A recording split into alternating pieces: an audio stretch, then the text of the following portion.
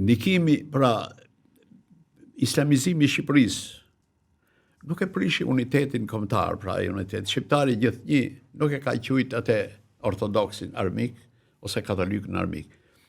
Milës në kohën e lidhjes presidentit u afrun më shumë për të përballur si katolikët, si muslimanët përballur rrezikun verior. Pra, historia e bën që duke qenë popull i veçantë të kishte edhe rrezikun e madh të azgjësimit. Slavët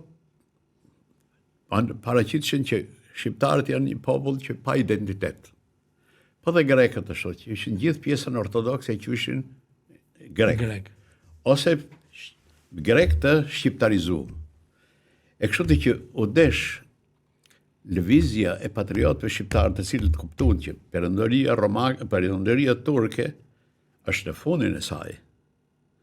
Dhe nga kjo, domethënë kur thonë ato salvare salvabile, të shpëtojmë ata që mund të shpëtojmë. Edhe lidhja e presidentit që momenti i parë kur shqiptarët e kuptuan se pa unitet kombëtar, pa një luftë përbashkët, dhe fillimisht ja dolën. Nga Shqipëria në ikën vetëm disa gjëra të vogla, Ulqini, Tivari dhe ca pjesë në veri dhe Meti. Fatkeqësi e madhe që viti 1912 kur Aleanca Ballkanike me ndihmën e Rusisë edhe të vendeve tjera europiane çoi në shkatrimin e perëndimit dhe krijimin e kësaj Shqipërie që kemi sot.